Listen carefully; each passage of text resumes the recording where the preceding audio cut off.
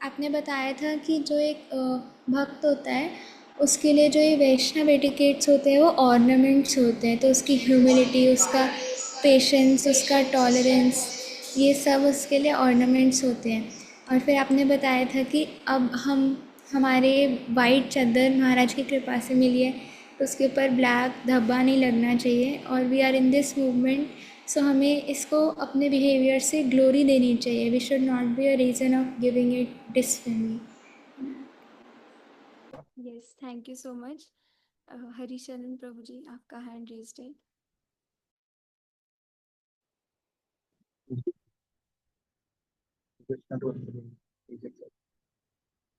Yes Sadhu ji, आपने एक point बोला था जिसको बाद में गुरु महाराज ने भी वैलिडेट किया था। आपने बताया था कि कैसे आपने बेसिकली वृंदा माता जी का पॉइंट फिर से बताया था, और गुरु महाराज ने इसको वैलिडेट करते हुए बताया था कि जो भी हम ये थ्योरेटिकली पढ़ रहे हैं, बेसिकली कथनी और करनी दोनों में फर्क होता है। तो हम जो ये सुन रहे हैं, जो पढ़ रहे हैं, उसको हमें अप्लाई भी करना है प्रैक्टिकली अपनी लाइफ में। तो that is the most important thing. तो ये मुझे एक ऐसा पॉइंट लगा था जो I try to apply in my life, इसलिए I wanted to share this. Thank you so much Prabhu ji. Sita Kripa में माता जी। हरे कृष्णा। सब भक्त को सादर प्रणाम, महाराज जी कोटि कोटि प्रणाम। तो एक तो भक्ति चारू महाराज जी का कोट बहुत अच्छा समझ में आया कि अगर हम वेदास पढ़ लें, लेकिन अगर हम एक अच्छे वैष्णव नहीं बनते हैं, एटिकेट्स को फॉलो नहीं करते हैं, तो डेथ टाइम में वो सब नष्ट हो जाएगा। और एक कृष्णदास कविराज गोस्वामी ग्लोरीफाई करें वृंदावन दास ठाकुर का, तो इस प्रकार से जो एक भक्त होता है दूसरे भक्त की प्रेज करते हैं, आपस में एनवियस नहीं होते। तो इस तरह से बहुत और काफी सारे आपने एग्जाम्पल्स दिए थे शास्त्रों से कि हमें शिला प्रभुपाद ने भी अपना जो क्रेडिट है वो अपने गुरु महाराज को दिया। इसी वजह से जो इस्कॉन है वो फ्लरिश कर रहा है, तो हमें भी इसको फॉलो करना चाहिए। और प्रभुपाद में बहुत विनम्रता थी कि जब प्रभुपाद थोड़े से एम्बेरसमेंट हो जाते हैं और एक न्यू भक्त कहता है कि बीच चैंटिंग करेंगे तो हैप्पी रहेंगे, तो प्रभुपाद ने फट से माला ली और माला शुरू कर दिया। ये नहीं सोचा कि न्यू फाइट मुझे कह रहे हैं, नहीं, यस, चैंटिंग करने से सब ठीक हो जाता है। तो तुरंत प्रभुपाद ने चैंटिंग शुरू कर दी। तो बहुत सुंदर काफी सारी लर्निंग्स आपने बताई थी। और तिलक में यू के नीचे आई, मतलब हम दास हैं और सामने वाला हर व्यक्ति, हर भक्त अ, हमारे बॉस हैं। हमें इस तरह से दास भाव में रहने का प्रयास करना चाहिए, प्रार्थना करनी चाहिए। यस, और ठीक है, thank thank you Mata ji, thank you so much. Her grace Prem Sundari Mata ji, आप बोल सकते हैं। Hare Krishna. Please accept my pranam. Hare Krishna, सादर प्रणाम टू ऑल डिवोटीज। मुझे एक पॉइंट बहुत अच्छा लगा था जिसमें लास्ट में बताया था कि ये जो वैष्णव एटिकेट्स, ये जो रूल्स एंड रेगुलेशन क्यों है, इट इज बिकॉज कि हम we should always remember Krishna and never forget Krishna. और लास्ट में जैसे महाराज ने बताया था कि इट इज नॉट कि ये एक बस लिस्ट है कि डूज एंड डोंट्स की, ये situation to situation, person to person, incident to incident different, it will change. And ये हमको विथ अवर साधना ही पता लगेगा कि whom to respect. Thank you so much. Hare Krishna. Yes, thank you so much, Mataji. So before starting today's points, I would like to request Maharaji to please bless me so that I can say the right things at the right time, because मेरे तो ना कोई knowledge है ना practice है, but महाराज की आज्ञा है तो मैं प्रयास कर रही हूँ, but उन्हीं के शब्दों को और वरिष्ठ वैष्णवों के शब्दों को रिपीट करने का प्रयास कर रही हूँ, तो बस ये अच्छे से हो जाए और खुद के आचरण में भी डल जाए, बस यही प्रार्थना है। तो जो वैष्णव एटिकेट की मैनुअल है उसमें सबसे स्टार्टिंग में जो फर्स्ट पॉइंट है, एक्चुअली शुरू यहाँ से होता है, इस टॉपिक से होता है कि how should be are behaviour in the temple. Temple में हमारा आचरण कैसा रहना चाहिए, तो सबसे पहले शुरू होता है कि हमें टेम्पल में एंटर कैसे करना चाहिए। तो उसमें ये बताया गया है कि जो पुराने समय थे उसमें जो किंग्स होते थे वो पालकी में बैठ के भ्रमण करते थे और अलग अलग जगहों पे जब जाते थे तो वो पालकी में बैठते थे। तो अब ये प्रिंसिपल है कि जब भी कोई मंदिर जाते हैं तो हमें किसी पालकी या आज के समय में हम कह सकते हैं गाड़ी में नहीं आना चाहिए, पालकी में नहीं आना चाहिए। मतलब टेम्पल के अंदर we shouldn't enter with a car and we shouldn't come with our shoes on. तो इसके पीछे ये प्रिंसिपल है कि हमें एक राजा या एक बॉस की मेंटालिटी छोड़ के आनी है और एक दास की मेंटालिटी रखनी है। So we have to change our mentality from being boss अनु बॉस टू दास अनु दास। महाराज जी हमेशा बताते हैं कि भगवान हमारे सभी दुर्गुणों को एक्सेप्ट करने के लिए हमेशा तैयार है। वो तो सुदुराचारी को भी साधु बनाने के लिए तैयार है।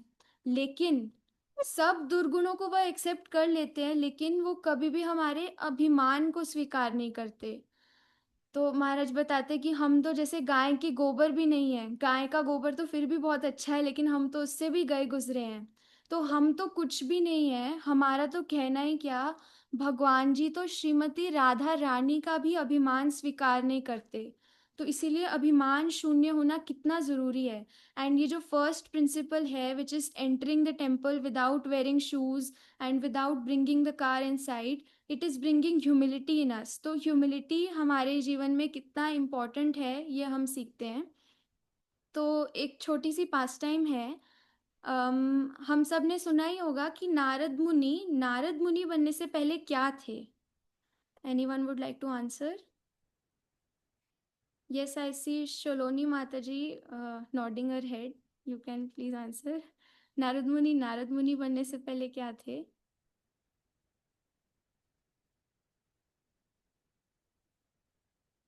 Manage मुझे प्रॉपर है Krishna, please accept my humble obeisances to Maharaj ji and you also and to all devotees. Maharaj जी मुझे इतना अच्छे से याद नहीं है, पर थोड़ा सा याद है कि मतलब वो uh, मुझे वो स्टोरी पूरा अच्छे से याद नहीं है, so I would like to you is completed. Sorry please. No worries Mata ji, आपको आपको दिमाग में होगा, अभी हम बोलेंगे तो आपको चमक जाएगा कि हाँ यही था। तो यस, हर्षा गुप्ता माता जी आप बता सकते हैं। हरे कृष्णा माता जी, सादर प्रणाम। महाराज के चरणों में सादर प्रणाम। माता जी, नारद मुनि ना मतलब नारद मुनि बनने से पहले दासी पुत्र थे। जो उनकी माता जी थी वो वैष्णवों की सेवा किया करती थी माता जी। हरे कृष्ण माता जी, गलतियों के लिए क्षमा माता जी। नहीं, थैंक यू सो मच माता जी, परफेक्ट आंसर। नारद मुनि बनने से पहले दासी पुत्र थे। तो ये तो हमने बहुत बार सुना होगा, लेकिन वो दासी पुत्र बनने से पहले कुछ और भी थे, तो वो किसको पता है? यस, खियाना कालरा माता जी। माता जी हरे कृष्णा। हरे कृष्णा। माता जी उन इससे पहले वो एक गंधर्व थे। Yes yes. तो ये बहुत बारी हम सुनते हैं कि नारद मुनि बनने से पहले दासी पुत्र थे, लेकिन उससे भी पहले वो एक गंधर्व थे। तो वो एक गंधर्व से दासी पुत्र कैसे बन गए? तो इन गंधर्व के विषय में ये वर्णन आता है कि उनको स्वर्ग में एक बार अवसर मिला हरि कीर्तन करने का। तो गंधर्व वैसे खुद ही बहुत सुंदर होते हैं, उनका कंठ भी बहुत सुंदर होता है। तो जब वो गाने लगे तो चार लोगों ने आके ताली बजा दी। तो अब भगवान का गुणगान करते करते उनकी इच्छा बदल गई, कीर्तन करते करते उनका लक्ष्य बदल गया। अब संसिद्धिर हरितोषणम से लेकर भगवान को प्रसन्न करने का जो लक्ष्य है वो बदल गया। और उनका ये लक्ष्य हो गया कि मैं कैसे और अच्छे से गाऊं ताकि लोग मुझसे प्रसन्न हो, मेरे लिए ताली बजाएं, मेरी फोटो खींचे, मेरी वीडियो लें और मेरे लिए वाह वाह बोलें।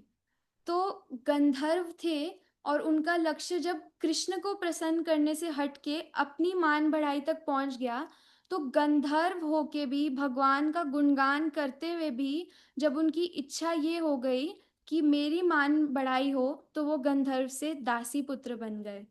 तो इसी से हमें पता लगता है कि कितना ज़्यादा सटल है और कितना इम्पोर्टेंट है कि what we are doing is not important, why we are doing that is important. तो अब नारद मुनि इसी वजह से गंधर्व से दासी के पुत्र बन गए थे। तो इसलिए हमें भी बहुत ध्यान रखना चाहिए कि कौन सा कार्य हम कब कर रहे हैं, हमें पता नहीं लगता। बहुत बार जो लक्ष्य होता है वो अपनी मान बढ़ाई के लिए हो जाता है, तो अहंकार जरा सा भी आ जाता है तो भगवान उसी वक्त हमारा फॉल डाउन करा देते हैं। जैसे बोलते हैं ना कि बबल जैसे ही थोड़ा बड़ा होता है उसको प्रिक कर देते हैं, भगवान को बहुत अच्छा लगता है ये ऐसा करना, बिकॉज लॉर्ड इज दीन बंधु दीनानाथ। कभी आपने भगवान का ये नाम सुना है, धनी बंधु? धनी बंधु कभी सुना हमने भगवान का नाम? नहीं, बिकॉज लॉर्ड इज दीन बंधु दीनानाथ। तो एक श्लोक आता है, दीनेर अधिक दया करे न भगवान, पंडित कुलीन धनी बड़ा अभिमान। भगवान दीनहीन पे अपनी कृपा बरसाते हैं। सो आज एक विशेष तिथि है, कोई बताना चाहेगा आज की तिथि? यस, भवतारिणी माता जी। हरे कृष्णा माता जी। आज तिरुभाव तिथि है, तिरुभाव दिवस है भक्ति विनोद ठाकुर का और श्रील गदाधर पंडित का भी। Yes, so right. Mataji, your volume is too low. I don't know if this is the same problem with everybody, but I think Nipun Prabhu has also written in the chat box. तो अगर कुछ हो सके उसका, because when the other people were saying, speaking, वो ठीक था. Yours is a bit lower. 1 second. Thank you. Now is it okay? Or is it the same? Fine. You continue. Thank you. Okay, पता नहीं, मेरे laptop पे अपने बहुत ही सामने रखा हुआ है बट स्टिल, और मैं बोल भी तेज, बट पता नहीं कुछ होगा। तो यस, जैसे माता जी ने बताया कि आज श्रीला भक्ति विनोद ठाकुर का तिरोभाव दिवस है और साथ में श्रीला गदाधर पंडित का भी तिरोभाव दिवस है। तो महाराज जी ने हमें सुबह की क्लास में बताया था कि कैसे भक्ति विनोद ठाकुर के सारे भजन में ही सारे वैष्णव फिलॉसफी का सार है। तो एक भजन में श्रीला भक्ति विनोद ठाकुर कहते हैं, श्री कृष्ण संकीर्तने जदि मानस तोहारा, परम जतने ताहि लभो अधिकारा। अगर हम श्री कृष्ण का कीर्तन करना चाहते हैं तो हमें उसके लिए अधिकार प्राप्त करना होगा, और उसका अधिकार प्राप्त करने के लिए हमें परम यत्न करना होगा। नाउ द क्वेश्चन अराइजेस, कौन सा अधिकार प्राप्त करना होगा भगवान के भजन के लिए? तो नेक्स्ट जो पैराग्राफ है इस भजन का, उसमें भक्ति विनोद ठाकुर कहते हैं, त्रिनादिक दीनाहिना अकिंचन चारा, अपने मनो भी सदा छाड़िया अहंकारा। हमें त्रिनादिक दीनहीन होना पड़ेगा, मतलब हमें अपने आप को एक घास के तिनके से भी ज्यादा दीन मानना होगा। So we have to become दीनहीन। और महाराज जी कहते हैं कि we have to consider ourselves as the junior most. But सिर्फ कहने से काम नहीं चलता कि मैं जूनियर मोस्ट हूँ, इतना कहने से काम नहीं चलता। हमें इसको जानना होगा, मानना होगा और करना होगा। तो हम ये कैसे रियलाइज कर पाएंगे कि we are the junior most, और कैसे हमारे अंदर जेन्युइनली ह्यूमिलिटी आएगी? इसके लिए महाराज जी हमें बहुत अच्छी एक स्टोरी बताते हैं। उसमें वो बताते हैं कि एक गांव का लड़का था, उसने बहुत मुश्किल से, बहुत परिश्रम करके, जी जान लगा के इंजीनियरिंग करी।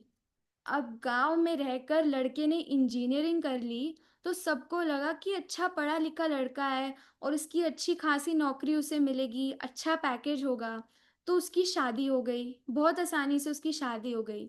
लेकिन शादी तो हो गई बट अब तक उसकी जॉब नहीं लगी थी, और शादी के बाद एक पूरा साल बीत गया लेकिन उसे कोई नौकरी नहीं मिली। Now all of us know कि आजकल की मेंटालिटी क्या है, हम सब बस नौकर बनना चाहते हैं। All of us are in search for some job. So हमें लगता है कि बस किसी तरह से हम नौकर बन जाएं, यही हमारी जीवन की सफलता है। तो हम लोग इतना प्रयास कर रहे हैं ताकि हमारी कोई जॉब लग जाए, लेकिन हम ये भूले बैठे हैं कि हमारी एक इटर्नल नौकरी ऑलरेडी है। जीवेर स्वरूपे होए कृष्णेर नित्य दास। So we are the eternal servants of Krishna. और ये एक ऐसी नौकरी है where there is no retirement, no resignation. और महाराज जी बताते हैं कि ये कोई छोटी मोटी नौकरी नहीं है। अब इस वर्ल्ड में अगर हमें कोई मल्टीनेशनल जॉब मिल जाती है तो हम इतना अकड़ के बोलते हैं कि मेरी तो मल्टीनेशनल जॉब है, लेकिन भगवान का सर्वेंट बनना, ये तो मल्टीनेशनल जॉब तो क्या, मल्टी इंटरनेशनल, मल्टी प्लैनेटरी भी नहीं, मल्टी यूनिवर्सल जॉब है। क्योंकि हमारे प्रभु अनंत कोटि ब्रह्मांड के नाथ जो हैं, सो अगर हम जब उनके सेवक बन गए, उनके सेवक ऑलरेडी हैं और हमेशा रहेंगे, we are eternal servants of Krishna, तो हमें और किसी काम को ढूंढने की क्या ज़रूरत। लेकिन हम इसी चीज़ को भूले बैठे हैं और इस दुनिया में आकर नौकरी ढूंढते हैं। तो अब चाहे वो इंजीनियर ही क्यों ना हो, लेकिन अगर वो एक नौकर नहीं बन पाया तो उसकी कोई वैल्यू नहीं होती। उसका घर ही उसके लिए नरक बन जाता है, घर में ही उसको कोई वैल्यू नहीं करता। तो फिर अब वो जो गांव वाला लड़का था, इतनी मुश्किल से इंजीनियर बना, उसकी शादी हो गई, 1 साल हो गया, कोई नौकरी नहीं लगी। तो उसे अब खुद ही इतनी शर्म आ रही थी उस गांव में रहते रहते कि मेरे को कोई नौकरी नहीं मिली। अब तो वो कुछ भी छोटे से छोटे काम को करने को तैयार था, बस उसे कोई नौकरी चाहिए थी। तो एक रात को उसने फाइनली डिसाइड किया, उसने एक जोड़ी फटे हुए कपड़े लिए, उसको सूटकेस में पैक किया और वो ट्रेन में विदाउट टिकट बैठ गया। और ट्रेन में बैठ के वो बहुत दूर किसी शहर में चला गया। अब जब वो शहर में पहुंचा तो बहुत हताश हो गया, क्योंकि वहां पे तो वो किसी को नहीं जानता था। उसे नहीं पता था कि उसे कहाँ जाना चाहिए, कैसे जाना चाहिए, उसको क्या करना चाहिए। तो बस ऐसे ही वो दुखी होके विदाउट एनी डायरेक्शन वो जस्ट चल रहा था। तो तभी एक कोठी के बाहर एक बूढ़ा चौकीदार बैठा था। वो चौकीदार भी थोड़ा परेशान ही था। तो उसने देखा कि ये लड़का भी परेशान है, मैं भी परेशान हूँ, तो मैं इस लड़के से उसकी परेशानी का कारण पूछ लेता हूँ। तो उस चौकीदार ने लड़के से पूछा कि तुम इतने निराश क्यों लग रहे हो। तो लड़के ने बताया कि मुझे कोई नौकरी चाहिए। तो चौकीदार इसको सुन के बड़ा खुश हो गया, क्योंकि एक्चुअली जो चौकीदार था, उसकी बेटी की शादी थी। तो उस चौकीदार को अपनी बेटी की शादी के लिए छुट्टियां चाहिए थी।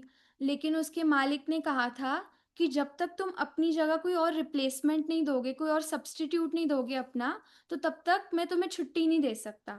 तो तुम किसी और को ढूंढ लो, उसे अपने काम पे लगाओ, फिर मैं छुट्टी दे दूंगा। लेकिन उसे कोई मिल ही नहीं रहा था। बट आज एक ऐसा दिन आया जब एक लड़के को जॉब नहीं मिल रही और एक चौकीदार को जॉब करने वाला नहीं मिल रहा। तो दोनों एक साथ मिल गए। तो चौकीदार बहुत खुश हुआ और उसने पूछा कि क्या तुम ये वाला काम करना चाहोगे, सिक्योरिटी गार्ड का। तो उस लड़के ने कहा, although he was a engineer, but अभी उसको कुछ नहीं मिल रहा था, तो उसने कहा मैं कुछ भी करने को तैयार हूँ, मुझे बस एक नौकरी चाहिए। तो फिर उस चौकीदार ने बोला कि I am on a leave for 2 months, तो आप 2 मंथ्स के लिए मेरा काम संभाल लो। तो इन 2 महीनों में इस गांव वाले लड़के लड़के ने इतनी अच्छे से काम किया कि छोटे से छोटा जो काम वाला था, उससे लेकर जो मालिक था, सब उससे बहुत प्रसन्न हो गए। और इस मालिक के घर में जो भी गेस्ट आते थे, उसको ये सिक्योरिटी गार्ड इतने अच्छे से ग्रीट करता था, इतने अच्छे से वेलकम करता था कि जो भी आता था, चाहे वो कुछ बोले ना बोले, बट ये ज़रूर बोलता था कि अरे तुम्हारा ये जो चौकीदार है ये बड़ा अच्छा है। तो अब इस चौकीदार के 2 महीने हो गए थे, बट इसने इतना अच्छा काम किया इन 2 महीनों में कि इसके मालिक ने कहा कि अब मैं तुम्हें नहीं छोड़ सकता, तुम्हें काम करना ही पड़ेगा। तो अब इस जो गांव वाला लड़का है, इसको परमानेंटली चौकीदार की जॉब मिल गई। बट ये इस जॉब को भी इतने अच्छे से करता था कि हर 2 महीने में जो मालिक हैं वो उसको एक और बड़ी पोस्ट में डाल देते थे। और वो हर काम इतने अच्छे से करता था कि ऐसे करते करते 3 सालों बाद जो ये चौकीदार बन के आया था, अब ये मालिक का ट्रेजरर बन गया, उसका कैशियर बन गया। तो अब इसे देख के बाकी सारे जो सिक्योरिटी गार्ड्स थे और बाकी सारे जो वर्कर्स थे उस घर में, वो बहुत ही ज़्यादा एनवियस हो गए। उन्हें लगा कि अरे भाई, ये गांव का लड़का जॉबलेस होके, होमलेस होके हमारे सामने आया था और एक चौकीदार बन के आया था, और देखते ही देखते ये कहाँ हमारे मालिक का ट्रेजरर बन गया है, उसका कैशियर बन गया है। और हम लोग तो इतने सालों से इस मालिक के घर पे काम कर रहे हैं, लेकिन हम यहीं के यहीं रह गए। लेकिन ये जो गांव का लड़का आया था, ये हमारे सामने सामने ही इतनी ऊंची पोस्ट पे चला गया और हम यहीं पीछे रह गए। ऐसे कैसे पॉसिबल हो सकता है? तो सब वर्कर्स को इतनी जेलसी हुई, इतनी ईर्ष्या हुई कि सब वर्कर्स और सिक्योरिटी गार्ड्स ने एक कमेटी फॉर्म की। उस कमेटी में उनका यही काम होता था कि मैग्नीफाइंग ग्लास लेके वो उस गांव वाले लड़के के कुछ दोष देखने का प्रयास करते थे कि बस एक दोष मिल जाए, हम मालिक को बताएंगे और इससे इसकी नौकरी छुटाएंगे। बट इतना प्रयास करने के बाद भी उन्हें कोई भी दोष दिखता ही नहीं था, क्योंकि वो जो गांव वाला लड़का था वो अपना काम इतने अच्छे से करता था। तो बहुत ज़्यादा प्रयास करने के बाद उन्हें जस्ट एक चीज़ मिली, जस्ट एक चीज़, वो भी इनडायरेक्ट थी, it was not a direct fault. तो उन्होंने देखा कि हर रोज़ दोपहर को जब लंच टाइम होता है, तो ये जो लड़का है ये अपने रूम में जाके उसको 1 घंटे के लिए लॉक कर देता है। तो सबने सोचा कि ना इसी चीज़ को लेके हम कंप्लेन करते हैं, मालिक को बताएंगे, और अवश्य ये छुप के कुछ गलत काम करता होगा और मालिक को बताएंगे, मालिक उसको रंगे हाथ पकड़ेंगे और उसकी जॉब हटेगी तो अच्छा होगा। तो एक दिन सब लोग गए, उन्होंने मालिक को बताया कि मालिक, आपने इसको अपना ट्रेजरर तो बना दिया, बट आपको पता है ये हर रोज क्या करता है? दोपहर को लंच टाइम में 1 घंटा जाके अपना रूम लॉक कर देता है और पता नहीं वो अंदर क्या करता है। कुछ तो गलत करता होगा मालिक, आपको देखना चाहिए। तो मालिक ने पूछा कि ऐसी क्या गलत चीज करता है, आप ही बता दो। तो सारे जो वर्कर्स थे कहते हम तो जा नहीं पाए, लेकिन मालिक आप ही अपने आप ही देख लेना क्या गलत काम करता है। आप साथ चलना, हम आपके साथ चलेंगे, सब लोग उसे दंड देंगे। आप चलो तो सही, देख के आते कि वो क्या करता है। तो ऐसे वो इतनी बारी मालिक को बोलते थे, तो एक दिन मालिक को भी लगा कि हाँ मुझे देखना चाहिए कि ये रूम लॉक करके करता क्या है। तो मालिक जा रहा था, सारे वर्कर्स भी पीछे से आए कि हम भी देखेंगे ये क्या करता है, हम सब इसको मिल के दंड देंगे। तो सब लोग गए उसके छोटे से रूम में। मालिक ने नॉक किया डोर को। तो मालिक ने कहा कि मैं मालिक हूँ, मेरा दरवाज़ा खोलो। तो गांव वाले लड़के ने फटाफट दरवाज़ा खोला। तो मालिक ने और सारे जो वर्कर्स थे, सब लोग गए अंदर और पूरा उसका रूम छांटा, देखा क्या कर रहा है। बट वहां तो वो कुछ भी नहीं कर रहा था। पूरा रूम उन्होंने छांटा, बस उस रूम में उन्हें सिर्फ एक ही चीज मिली, that was a rusted suitcase. और उस सूटकेस में एक फटे पुराने कपड़ों की जोड़ी थी। तो मालिक ने पूरा चेक किया बट उसे कुछ पता नहीं लगा, तो उसने खुद पूछ लिया कि आप करते क्या हो। तो उस विलेजर ने कहा कि this is my Sadhana. By seeing this rusted suitcase and torn clothes of mine, every day I remind my self of this position. कि मैं ऐसी कंडीशन में था जब मैं आया, और जो सब मुझे मिला है वो मैं डिजर्व नहीं करता। जो मैं डिजर्व करता हूँ वो यही है कि एक रस्टेड सूटकेस और फटे पुराने कपड़े, and beyond this I must not expect anything else. So ये सुन के जो सारे वर्कर्स थे और मैनेजर्स थे, सब चौंक गए और सबने तालियां बजाई और सबने बोला वाह वाह वाह। और उसी दिन जो वो अभी तो कैशियर ही बना था, उसी दिन से उसको जो मालिक है उसने मैनेजिंग डायरेक्टर की पोस्ट दे दी। और जो सारे लोग ईर्ष्या कर रहे थे उससे, वो भी फुली कन्विंस हो गए कि ये जो विलेजर है, ही deserves this post because of his humility, because he considered himself the lowest. तो महाराज जी बताते हैं, जैसे इस व्यक्ति ने हमेशा ये याद रखा कि मेरी क्या औकात थी, similarly we should also always remember the first day when we came in ISKCON, the first day when we came in the guidance of a devotee.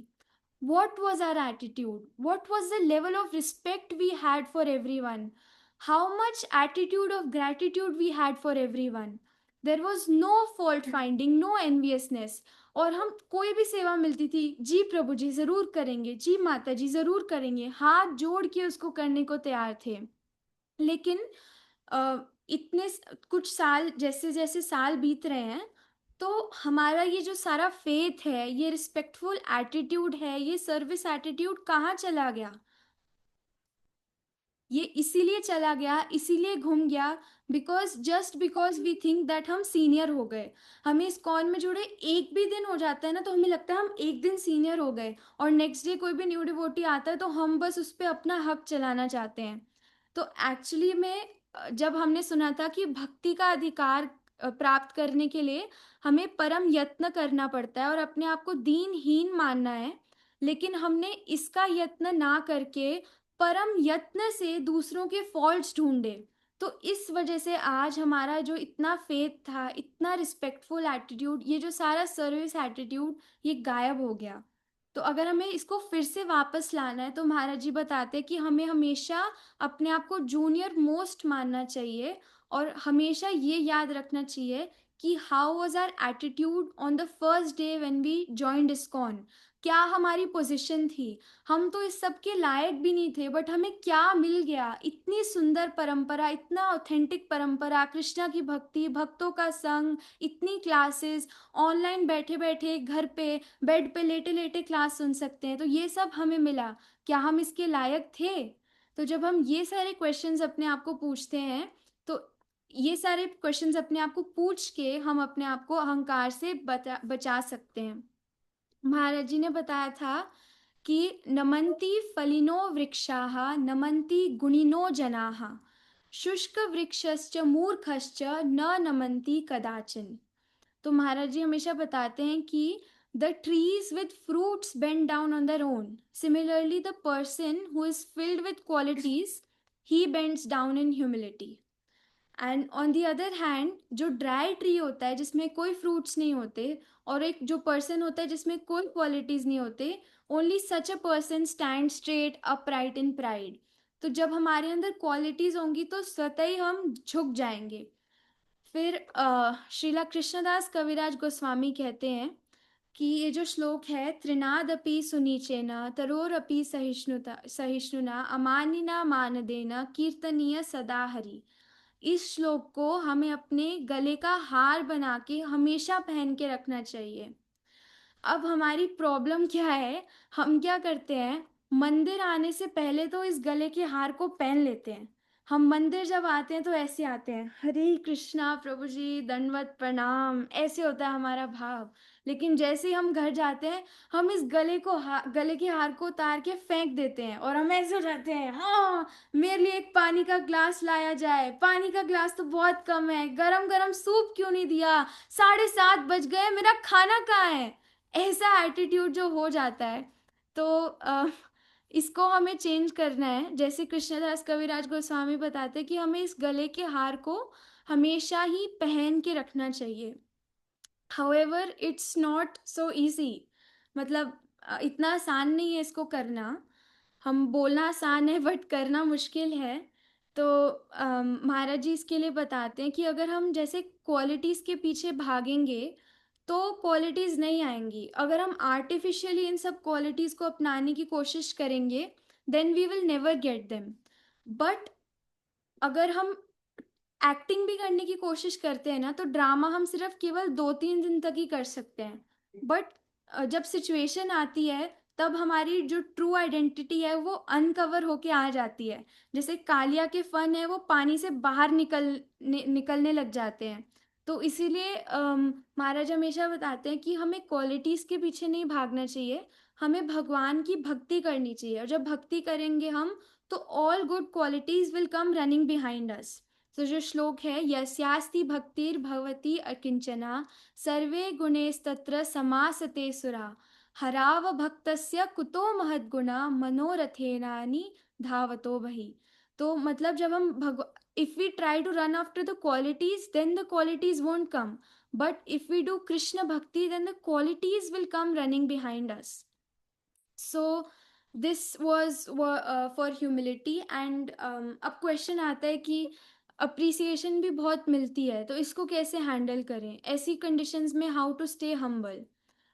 तो इसमें एक एग्जाम्पल बता रहे थे परम पूज्य राधा गोविंद महाराज। उसमें वो बता रहे थे कि हम एक नाली के पानी के समान हैं, और जो भगवान और उनके भक्त हैं वो गंगा और यमुना के जल के समान हैं।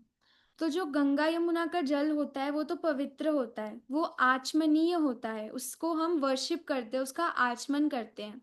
लेकिन नाली का पानी का कोई आचमन करता है? सोच भी नहीं सकते हम ऐसा करने का। बट अगर गंगा जल की 2-3 ड्रॉप्स भी नाली के पानी में चले जाए ना, तो वो नाली का पानी भी आचमनीय हो जाता है। और अगर हम उस नाली के पानी को मतलब डिसरिस्पेक्ट करते हैं तो वो अपराध हो जाता है। सो गंगा जल के 2-3 ड्रॉप्स भी अगर जाते हैं तो दैट नाली का पानी also becomes respectable for us. Similarly हम इस डिवोशनल लाइफ में नाली के पानी की तरह हैं और भगवान और उनके भक्त गंगा जमुना की तरह हैं। तो जब भगवान और उनके भक्त हमें अपनी शरण में अपना लेते हैं, अपनी कृपा की 1-2 बूंद भी दे देते हैं, तो तब वी बिकम रिस्पेक्टेबल, तब लोग हमारी प्रेज करने लग जाते हैं। लेकिन हमें ये कभी नहीं भूलना चाहिए कि हम तो नाली के पानी थे। ये जो भी हमारे पास आ रहा है रिस्पेक्ट, ये सब जो रिस्पेक्ट है, सारी जो अप्रिसिएशन है, वो भगवान और उनके भक्तों की वजह से आई है। तो ये हमारी है ही नहीं। तो हमारी है ही नहीं, तो अगर कोई हमें दे रहा है तो we should just simply pass it on to our seniors, our Srila Gurudev and lordships. So this is what I had to say for humility. तो बेसिकली पॉइंट ये था कि जब हमें मंदिर में आना है तो हमें हम्बल होके आना है, क्योंकि भगवान हमेशा दीनों पे दया करते हैं। और मंदिर आते वक्त हमें कभी भी गाड़ी से डायरेक्टली मंदिर एंटर नहीं करना और जूते चप्पल उतार के आना है। तो इससे ह्यूमिलिटी इनकलकेट होती है। फिर नेक्स्ट, जैसे ही हम मंदिर के अंदर आते हैं, we have to offer pranams. Now this pranam is a very big topic in itself. Actually humility and pranam both are very big, बहुत कुछ बोला जा सकता है इस पे, बट मैं अपनी लिमिटेड अंडरस्टैंडिंग से जितना मैंने सुना उतना बताऊंगी। बट हाँ, बहुत कुछ इस पे है। तो as soon as we enter the temple we must offer pranams. तो अब महाराज कहते हैं कि pranam is not just a formality, it's not just an exercise, it has a very deep significance. Maharaj बताते हैं कि अभी तो हम प्रणाम सिर्फ एक एक्सरसाइज की तरह करते हैं, लेकिन अगर हमने सही से प्रणाम करना सीख लिया तो हमारा ये जीवन सफल हो जाएगा। भागवतम का जो लास्ट श्लोक है, कि कौन कोई रिसाइट कर सकता है भागवतम का लास्ट श्लोका, या फिर not a full, what is said in that shloka, in the last shloka of Bhagavatam? Yes, Bhavana Mata ji. Hare Krishna Mataji, Nandit ma'am. Please accept my humble obeisances. Yatra Yogeshwara. Means last stroke of Bhagavad Gita. No no, Yatra Bhagavatam, Srimad Bhagavatam, not Bhagavad Gita. Oh, sorry, Mataji. I heard Bhagavad Gita. Okay, anyone else, anyone, मतलब सिर्फ meaning? Yes वृंदा दीदी। Okay, one. Deepti माता ji. Yes, Deepti माता जी। हरे कृष्णा माता जी, सादर प्रणाम। माता जी, नाम संकीर्तनयस्य सर्व पाप प्रणाशनम प्रणामो दुख शमनस्तन्नमामि हरिम परम। हरि बोल। थैंक यू सो मच माता जी, इतने अच्छे से रिसाइट करने के लिए।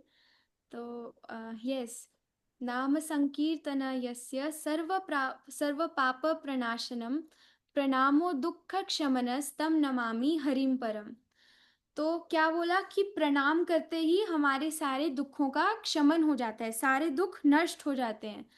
तो हमने तो इस्कॉन में आके पता नहीं कितनी बार प्रणाम कर लिए होंगे, लेकिन क्या ऐसा हुआ? क्या हमारे सारे दुख खत्म हो गए? अभी भी, क्योंकि हमने एक्चुअली प्रणाम करना सीखा ही नहीं ढंग से। हम क्योंकि प्रणाम एक एक्सरसाइज की तरह करते हैं, तो we should really learn how to offer pranams. अगर हमने इस साइंस को सीख लिया तो सच्ची में हमारी लाइफ सक्सेसफुल हो जाएगी। तो प्रभुपाद जी के एक शिष्य थे, उनका नाम अमोघ प्रभु है।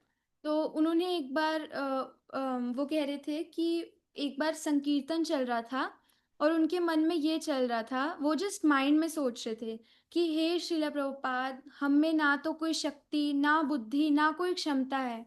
हमारा जीवन तो तुच्छ जीवन है, स्वार्थी जीवन है। तो हम क्या ही कर पाएंगे ऐसे जीवन में? हम आपकी क्या ही सेवा कर पाएंगे? तो यही सोचते सोचते कीर्तन चल रहा था और अमोघ प्रभु ने प्रणाम कर दिया। जब कीर्तन खत्म हुआ तो प्रभुपाद जी ने उन्हें देखा और कहा कि जीव चाहे जितना भी अयोग्य क्यों ना हो, लेकिन अगर वो पूर्ण साष्टांग प्रणाम करता है तो भगवान उसे अवश्य अपनाते हैं। So how divine it is, कैसे शिष्य के माइंड में क्या चल रहा था और प्रभुपाद जी ने उसको इमिडिएटली वो जान गए और उन्हें कैसे बताया कि चाहे हम कितने भी अयोग्य क्यों ना हो, but if we offer heartfelt pranams to lord then lord will certainly accept us. ऐसी एक बार एक रूम कॉन्वर्सेशन चल रही थी प्रभुपाद के साथ, तो एक भक्त ने प्रभुपाद से पूछा कि आप कहते हैं प्रभुपाद कि हमें आपकी पुस्तकें पढ़नी चाहिए, उनका अच्छे से पठन पाठन करना चाहिए, तो हमें कैसे पता लगेगा कि किसी व्यक्ति ने ठीक से आपके ग्रंथों का अध्ययन किया है या नहीं? तो शिला प्रभुपाद ने इसका आंसर बताया कि हमें इससे पता लगेगा कि किसी ने मेरे ग्रंथ अच्छे से पढ़े हैं कि नहीं, इससे पता लगेगा अगर वो वैष्णव सदाचार का अच्छे से पालन करता है। तो अब भक्त ने कहा कि वैष्णव सदाचार को तो जानना होगा, कैसे जाने और कैसे प्रैक्टिस करें? तो प्रभुपाद जी ने कहा कि in simple words, if you want me to define Vaishnava etiquette, तो वैष्णव एटिकेट ये है कि अगर कोई वरिष्ठ वैष्णव आपके सामने आए और आप उनको पूर्ण श्रद्धा से प्रणाम अर्पण करें, तो मैं मान जाऊंगा कि आपको वैष्णव सदाचार बिल्कुल अच्छे से आता है। तो इसका अर्थ ये है कि जब वरिष्ठ वैष्णव को हम पूर्ण रूप से प्रणाम करना सीख जाते हैं, उससे जाना जाता है कि हमारे वैष्णव सदाचार की टीचिंग सफल हुई। So that's why this topic of offering obeisances is so important in this whole Vaishnav etiquette. This is very important. So हमने सुना होगा श्रीला रघुनाथ दास गोस्वामी के बारे में। वो तो इतने शुद्ध भक्त थे, लेकिन वो भी हर रोज 1000 दंडवत प्रणाम भगवान को करते थे और 2000 दंडवत प्रणाम भगवान के भक्तों को करते थे। और हम लोग कितने प्रणाम कर पाते हैं दिन में? Any counts? कोई कोई दिन तो ऐसा होता है जब एक प्रणाम भी नहीं हो पाता। सिर्फ मतलब सच्ची में मैं अपनी बात बता रही हूँ, अगर कुछ कुछ दिन ऐसे भी होते हैं जब एक प्रणाम भी नहीं होता, और कुछ कुछ दिन जो होते हैं कि जब हम स्नान करके आते तो फॉर्मेलिटी से भगवान को देखते तो एक बार प्रणाम कर लेते हैं, या कुछ कुछ दिन ऐसे होते हैं जब बहुत प्रॉब्लम आ रही होती है तो सोचते हैं कि अरे प्रणाम ही कर लेते हैं और कोई तो ऑप्शन नहीं है। बट अगर हमें ऑप्शन दी जाए तो हम तो कभी प्रणाम करें ही ना, हम इतने आलसी हैं। तो लेकिन रघुनाथ गोस्वामी इतने वरिष्ठ वैष्णव हो के भी वो हर रोज 3000 दंडवत प्रणाम करते थे। वो वृंदावन की हर एक लीला स्थली का नाम लेते थे और दंडवत प्रणाम करते थे। जैसे श्री गोवर्धन धाम की जय, श्री राधा कुंड की जय, और फिर प्रणाम करते थे। और वैसे ही हर एक वैष्णव का नाम लेके, जैसे श्रीला हरिदास ठाकुर की जय ऐसा बोल के फिर प्रणाम करते थे। तो अब प्रणाम मतलब प्रभु जी इसके लिए हम कहते हैं दंडवत प्रणाम। दंडवत प्रणाम मीन्स दंड की तरह हमें गिर जाना चाहिए। तो कई बार तो हम फोन पे बैठे बैठे ही या फिर कभी तो लेटे लेटे ही जब बात करते तो बोलते हैं हरे कृष्णा प्रभु जी दंडवत प्रणाम, हरे कृष्णा माता जी दंडवत प्रणाम, हरे कृष्णा महाराज जी दंडवत प्रणाम। बट इतना इतना आसान नहीं है दंडवत प्रणाम, बहुत डीप है। तो इस प्रणाम की भी बहुत विधि है। प्रणाम की क्या विधि है कि जैसे ही हम टेम्पल में एंटर करते हैं, we should firstly offer pranams to the Vaishnavas. तो हम जैसे ही टेम्पल में एंटर करते हैं तो हमें पहले साइड, जैसे टेम्पल एंटर किया तो पीछे से ही हमें we should offer pranams to all the Vaishnavas, and while offering pranams we should recite the mantra वांछा कल्पतरुभ्यश्च कृपा सिंधुभ्येव च पतितानां पावनेभ्यो वैष्णवेभ्यो नमो नमः। वैष्णवों को प्रणाम करने के बाद फिर हमें प्रभु जी के लिए इट्स फुल दंडवत प्रणाम एंड माता जी के लिए इट्स पंचांग प्रणाम। तो हमें श्रीला प्रभुपाद को प्रणाम करना चाहिए keeping him on our left. मतलब हम हमारा जो हार्ट है वो भगवान की तरफ भगवान की साइड पे होना चाहिए, ताकि we are offering our heartfelt pranams to Lord. तो पहले वैष्णवों को प्रणाम किया, फिर हम आए प्रभुपाद जी के पास। तो प्रभुपाद जी का प्रणाम मंत्र नमो विष्णुपादाय कृष्ण पृष्ठाय भूतले श्रीमते भक्ति वेदांत स्वामी नीति नामिने, ऐसा बोल के देन हम भगवान के पास जाएंगे और अपना प्रणाम ऑफर करेंगे, और जो डीटीज होंगे जिन भगवान के, उनका प्रणाम मंत्र बोलेंगे। और अगर हमें कोई प्रणाम मंत्र नहीं भी आता तो एटलीस्ट हम अपनी, जो महाराज बोलते कि भगवान सब लैंग्वेजेस समझते हैं, उनको कोई संस्कृत के श्लोक नहीं चाहिए, उनको कोई बंगाली का प्यार नहीं चाहिए। तो अगर हमें प्रणाम मंत्र नहीं आता तो हम अपने मन से, अपनी भाषा में, अपने हृदय से कोई भी प्रार्थना कर सकते हैं भगवान से प्रणाम करते करते। तो अब प्रणाम करते करते कुछ चीज़ें हैं जो हमें नोट करनी चाहिए। एक तो कि जब भगवान के दर्शन बंद हो, मतलब जब भगवान शयन कर रहे हो, तब हमें प्रणाम नहीं करना चाहिए, क्योंकि इससे भगवान को डिस्टरबेंस होती है। और हमें जब शयन कर रहे हो और जब भगवान स्नान ले रहे हो, तो इस वक्त ना तो प्रणाम करना चाहिए और ना ही उनकी परिक्रमा करनी चाहिए। एंड ये भी बताया गया है कि हमें हमेशा डीटी रूम से बाहर रहकर ही प्रणाम करना चाहिए। जो टेम्पल में डीटी रूम होता है उसके बाहर रहकर प्रणाम करना चाहिए। जब हम प्रणाम करते हैं तो we should have a respectful distance from the deities. And अगर हम जब डीटी रूम में जाएं तो हम भगवान को विद जॉइंट हैंड्स प्रणाम कर सकते हैं। फिर उसके बाद ये बताया गया कि प्रभु जी इसका प्रणाम कैसे करना चाहिए और माता जी इसका कैसे। तो प्रभु जी इसका प्रणाम होता है अष्टांग प्रणाम। तो उसमें क्या होता है, उसमें हमारे 8 limbs of the body are there. First is 2 हाथ, 2 पैर, हमारी थाइज और हमारे नीज और हमारा सिर और हमारा जो हृदय और हमारा शीश। तो ये सारा 8 लिम्स, ये सारे लगने चाहिए। I repeat again, 2 arms, 2 legs, 2 knees, the chest, the head, eyes, the mind, and the power of speech. We can note down again एक बार. So first thing है 2 arms. 2 arms is considered only one thing. Then 2 legs, then 2 knees, then the chest or we can say heart, then the head, then are eyes. Eyes से कैसे प्रणाम करते हैं, एक तो हम पहले भगवान के दर्शन करते, मतलब उनको एक बार देखते हैं, देख के करते हैं प्रणाम कि हम किनको प्रणाम कर रहे हैं। तो उसके बाद हम प्रणाम करते हैं। देन आर माइंड, मन से हमेशा ग्रेटफुल होके प्रणाम करते हैं। देन स्पीच से कैसे हम प्रणाम मंत्र बोलते बोलते प्रणाम करते हैं। तो फिर प्रभु जी इसके लिए बताया गया है कि जब हम दंडवत प्रणाम करते हैं तो हमारे hand should be extended ahead, मतलब हेड से सामने होके ऐसे। I just show you one picture, उससे ज़्यादा क्लियर हो जाएगा। एक second, I will share my screen.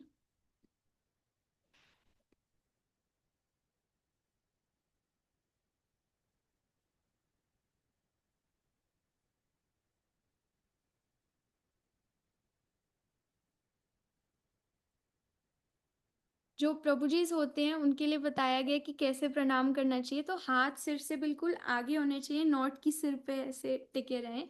तो आप लोग इस पिक्चर से देख सकते हैं। So this was for prabhu jis. And Mata ji के लिए पंचांग प्रणाम। तो माता जी एक्चुअली उसमें क्या होता है कि the chest should not touch on the ground, because जो वूम्ब और चेस्ट होती है वो बहुत एक ऑस्पिशियस होता है वुमेन की बॉडी में, तो वो जमीन को टच नहीं करना चाहिए। जो भूमि देवी होती हैं वो भी कहती हैं कि मैं इसका भार नहीं उठा सकती, तो इसलिए हमें जो पंचांग प्रणाम है वो अपनी नीज से करना चाहिए, आर्म से करना चाहिए, हेड से, अपने माइंड से और अपने वर्ड से। अब प्रणाम जब हम करते हैं तो कई बार क्या होता है कि हमारे मतलब हमारे हाथ में या तो बीड बैग होता है या फिर कोई पुस्तक होती है, तो फिर हम दोनों हाथ से प्रणाम नहीं कर पाते। बट जब हम दोनों हाथ से प्रणाम नहीं करते, दैट इज अ अपराध, वो सेवा अपराध है। जब हम प्रणाम करते हैं भगवान को तो हमें अपने हाथ ऐसे एक्सटेंड करने चाहिए as if we are touching the lotus feet of Lord. और अब भगवान के लिए तो ठीक है, हम ऐसे हाथ एक्सटेंड करके प्रणाम कर रहे हैं as if we are touching his lotus feet. But जब हम वैष्णवों को प्रणाम करते हैं तो कई बार युद्ध हो जाता है। अरे माता जी, अरे प्रभु जी, आपके चरण की रज से तो हम अपना अभिषेक करेंगे। तो वो कहते हैं कि अरे नहीं नहीं, मेरी तो चरण में धूल ही नहीं है। तो फिर हम कहेंगे नहीं नहीं, मुझे पता है आपके चरण बहुत गंदे हैं, मैं जानता हूँ कितनी धूली है आपके चरण में। फिर हम ऐसे आएंगे, उनके चरण घिसने लग जाएंगे, उनको घसीटेंगे, उनको नीचे खींचेंगे। फिर उन भक्त की धोती हमारे ऊपर आएगी, हम उनकी छाती पर बैठे होंगे और हम कहेंगे नहीं, हमें तो चरण धूली चाहिए ही चाहिए, हम तो लेके ही रहेंगे। तो ये वैष्णव सदाचार नहीं है। हमें प्रणाम जब करना चाहिए, we should not get so fanatic about it. Mind से ये सोचना चाहिए कि हम उनकी चरण धूलि ले रहे हैं। तो और माइंड से ये सोचते सोचते कि चरण धूलि ले रहे हैं, साथ में ग्रैटिट्यूड भी बहुत होना चाहिए भगवान को। देन अब वैष्णवों को जब हम प्रणाम करते हैं तो हमें ये भी ध्यान देना चाहिए कि उनको इनकन्वीनियंस ना हो। तो बहुत बारी महाराज बोलते हैं कि मैं कि कभी बहुत बारिश में आ रहा हूँ तो कीचड़ भी होता है, तब भी कोई भक्त आके मुझे प्रणाम करता है, तो मुझे इतना ऐसे लगता है कि अरे प्रणाम क्यों कर रहा है, मुझे इतना दुख होता है। तो कुछ सिचुएशंस ऐसी होती हैं जब हमें देखना चाहिए कि वैष्णवों को इनकन्वीनियंस ना हो। जैसे अगर वो वैष्णवास अगर कोई सेवा कर रहे हैं, वहां जाके हम उनको प्रणाम करने लग जाएं, तो एटिकेट के हिसाब से तो ये होता है ना कि हम किसी वैष्णव को प्रणाम करें तो वैष्णव भी हमें वापस प्रणाम करेंगे। अगर वैष्णव अब भगवान की सेवा कर रहे हैं, हम बीच में जाके उनको प्रणाम कर रहे हैं, तो एक्चुअली हम उनको डिस्टर्ब कर रहे हैं, हम उनको प्लीज नहीं कर रहे। सो बहुत सारी ऐसी सिचुएशंस होती हैं, जैसे अगर वैष्णव अगर स्नान कर रहे हैं तो उस टाइम पे जाके हमें प्रणाम नहीं करना चाहिए। फिर अगर वो किसी यज्ञ के लिए लकड़ी इकट्ठी कर रहे हैं तो हमें उस टाइम पे प्रणाम नहीं करना चाहिए। वो भगवान के लिए अगर फूल का चयन कर रहे हैं तो उस वक्त हमें नहीं प्रणाम करना चाहिए। वो जब कोई हाथ में जल का पात्र लेते हैं तब नहीं करना चाहिए। जब वो प्रसाद पा रहे हो तब नहीं करना चाहिए। और ये भी बताया है कि अगर हम इम्प्योर स्टेट में हो, फॉर एग्जाम्पल अगर हम प्रसाद पा रहे हैं या स्नान कर रहे हैं या हम शूज पहन रहे हैं, तो इस टाइम पे भी हमें ना तो किसी को प्रणाम करना चाहिए, ना ही किसी का प्रणाम ग्रहण करना चाहिए। तो इसीलिए कई बार हम बहुत फैनेटिक होके प्रणाम करने लग जाते हैं। बट हमें ये सब चीज़ों का भी बहुत ध्यान रखना चाहिए कि कौन सी सिचुएशन में हम प्रणाम कर रहे हैं, ताकि ये प्रणाम अपराध का कारण ना बन जाए। फिर अब 3 प्रकार के प्रणाम होते हैं। हमने माता जी इसका पंचांग सुन लिया, एक अष्टांग सुन लिया प्रभु जी इसका, और एक प्रणाम होता है उसका नाम होता है शिर कर नमस्कार, मीन्स हेड और अपने पाम से ऐसे नमस्कार करना, शिर कर नमस्कार। सो बहुत सिचुएशंस होती हैं, फॉर एग्जाम्पल अगर हम गुड़गांव से वृंदावन जा रहे हो तो गुड़गांव से वृंदावन के रास्ते में गुरुग्राम का इस्कॉन टेम्पल आता है। तो अब हम गाड़ी में बैठे हैं और इस्कॉन टेम्पल से we are passing by on the road. तो गाड़ी में बैठे हैं, वी कैन नॉट ऑफर पंचांग प्रणाम, neither we can offer ashtanga pranam. So in this situation we can offer शिर कर प्रणाम, मतलब अपने शीश और हैंड से प्रणाम ऑफर कर सकते हैं। और हमने देखा होगा कि बहुत लोग ऐसे प्रणाम करते हैं, ऐसे ऐसे करके, और बहुत लोग ऐसे करते हैं। तो ये सारे जो प्रणाम हैं ये सारे अविधि हैं, ये प्रणाम शास्त्रिक नहीं है। तो हमें इन्हीं तीनों प्रणामों में से जो हमारी सिचुएशन को अप्लाई होता है उसी के हिसाब से प्रणाम करना चाहिए। तो pranam is so important, just by one pranam our life can be successful. तो इसका जो एक एग्जाम्पल कोई दे सकता है हमारे शास्त्रों से, कैसे एक प्रणाम से उसका इतना कल्याण हो गया? किसी के माइंड में आ रहा है एग्जाम्पल कोई भी?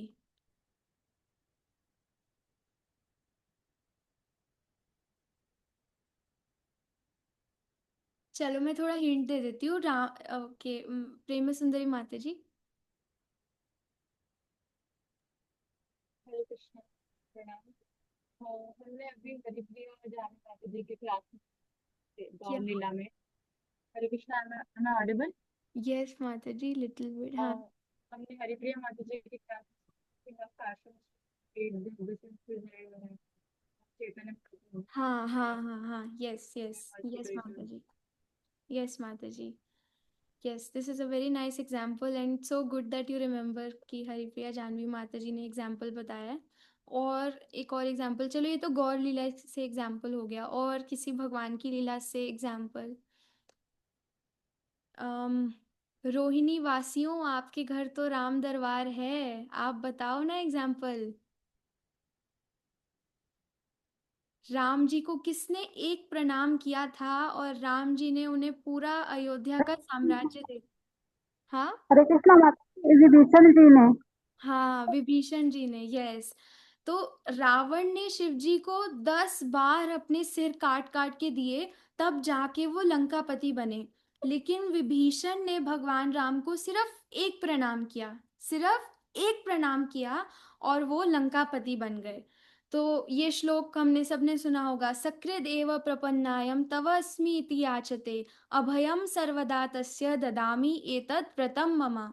तो ये भगवान का व्रत है कि अगर एक बार भी हम उनको शरणागत होके बन जाएं कि हम आपके हैं, तो भगवान हमें स्वीकार कर लेते हैं और सदा सदा के लिए हमें भय से मुक्त कर देते हैं। यस सीता कृपा में Mata ji, yes Akrura is also an example. Yes Mata ji, thank you so much. So अब ये प्रणाम के बारे में भगवान भी बहुत एम्फोसिस देते हैं। भगवत गीता में वो 2 बार बोलते हैं, माम नमस्कुरु, 9th चैप्टर में भी और 18th चैप्टर में भी।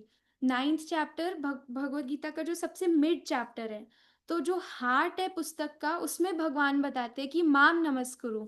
और फिर ठीक है, एक बार भगवान ने बता दिया कि जो भगवत गीता का सबसे मोस्ट इम्पॉर्टेंट राजगुह्य चैप्टर जो है उसमें बता दिया, but Lord wants to make sure that 9th chapter के बाद फिर 10th 11th 12th 13 14 15 16 17 करते करते हम ये भूल ना जाएं कि हमें भगवान को प्रणाम करना है, बहुत इंपॉर्टेंट है। तो इसलिए 18th चैप्टर में वो दोबारा रिपीट करते हैं कि माम नमस्कुरु। तो इतना इम्पोर्टेंट है ये प्रणाम करना, और इसकी विधि कि कैसे हमें प्रणाम करना चाहिए, किन किन सिचुएशंस में करना चाहिए। We should be very careful कि हमारा प्रणाम अपराध में ना कन्वर्ट हो जाए। तो यही सब हम अगर अच्छे से ध्यान से फॉलो करेंगे, और हमें कुछ भी अलग से करने की ज़रूरत नहीं है कि हम सोचे कि हम रोज़ मतलब हम कर भी नहीं पाएंगे एक्चुअली। और अगर हम सोचे कि हम रोज़ शाम शाम को 7 से 8 बजे हम 100 प्रणाम करेंगे, तो ये सब प्रैक्टिकल भी नहीं, हम कर भी नहीं सकते। बट एक्चुअली अगर हम सिर्फ शिला प्रभुपाद की दी गई जो मॉर्निंग प्रोग्राम है उसको अच्छे से फॉलो करें, तो उसी में इतने ज़्यादा प्रणाम हो जाते हैं। पहले हम मंदिर में आते हैं, मतलब अगर हम घर पे भी कर रहे हैं उसमें भी तुलसी जी को प्रणाम करना, आचार्यों को प्रणाम करना, भगवान को प्रणाम करना, वैष्णव प्रणाम करना, तो करते करते इतने सारे प्रणाम हो जाते हैं। और अगर हम इन प्रणामों को ही अच्छे से कर लें तो हमारी लाइफ सक्सेसफुल हो जाएगी। इसके बारे में बोलने के लिए तो बहुत कुछ है, ह्यूमिलिटी एंड प्रणाम, बट टाइम हो गया है। So thank you so much for patiently tolerating me everyone. अगर आपको कुछ भी ऐड करना हो जो आपको लगता है कि what is appropriate way to offer pranams, तो आप भी बता सकते हैं अगर आपने किन्हीं वरिष्ठ वैष्णव से कुछ सुना हो। और कुछ अगर आप अपनी कुछ शेयर करना चाहते हैं या फिर कुछ क्वेश्चन है तो वो भी पूछ सकते हैं। यस भवतारिणी माता ji. Hare Krishna Mataji. It was a very, very informative lecture. Something very new that I learned today was I don't know how I frivolously got to know. मतलब मेरा खुद का ही perception था कि पंचांग मतलब 2 हाथ, 2 knees और एक माथा. बट ये मेरे लिए नया था कि आईज और माइंड होते हैं एंड कलेक्टिवली नीज एक माना जाता है एंड हैंड्स दूसरा. सो वो नया था. आई हैव 2 क्वेश्चंस मैंने मिस करा. एक तो प्रेम सुंदरी माता जी का एग्जाम्पल क्या था? उनका ये एग्जाम्पल था, आई थिंक सार्वभौम भट्टाचार्य ने जब महाप्रभु को प्रणाम किया था, है ना माता जी? अच्छा.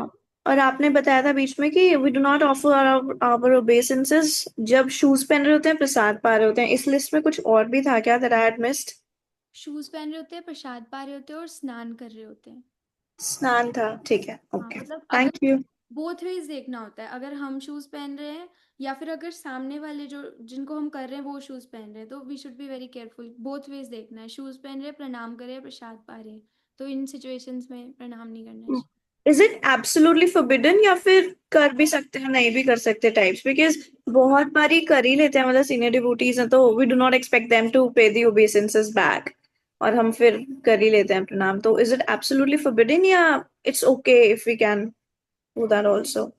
Mataji, ultimately, I think bhav matters more. If we are just doing it for a formality, then for sure it's an अपराध only. But if Correct. हम मन से सच्ची में प्रणाम कर रहे हैं with full respect and heartfelt obeisances, then we may do it. मतलब I'm also not sure, but we can ask seniors about this. But what I think is this कि bhav matters more.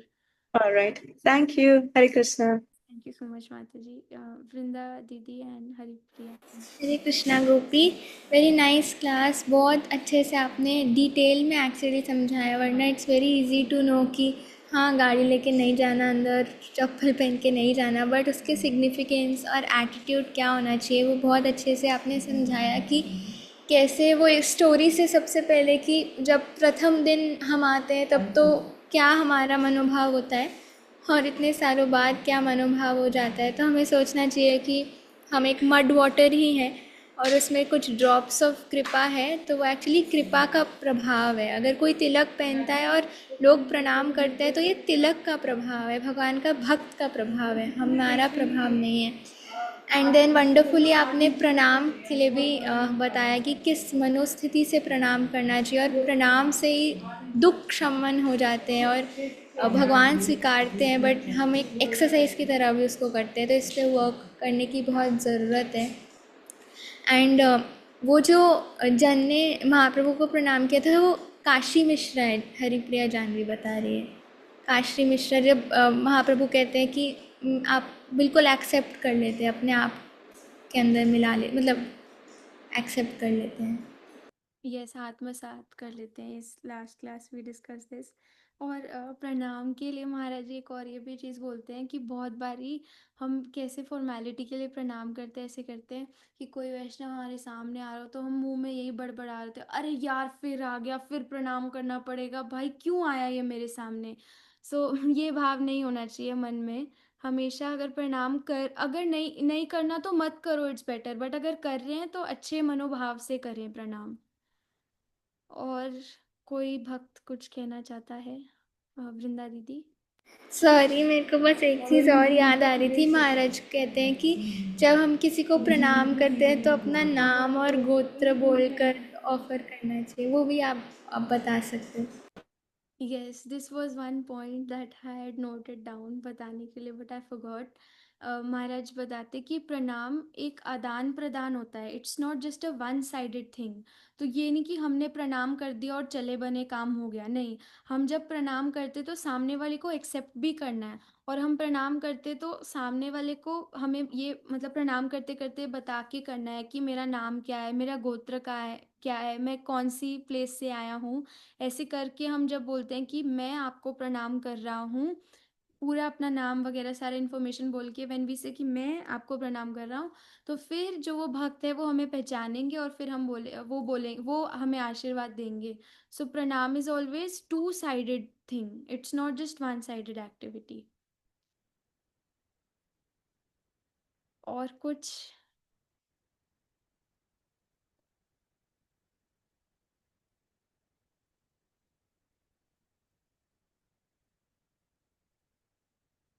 कोई अगर question हो या फिर कोई और किसी का कोई पॉइंट हो? वृंदा दीदी, yes, you have one more. Hare Krishna Gopi, एक चीज़ पूछनी थी कि जब भोग लग रहा हो तब भी नहीं करना ना प्रणाम भगवान को?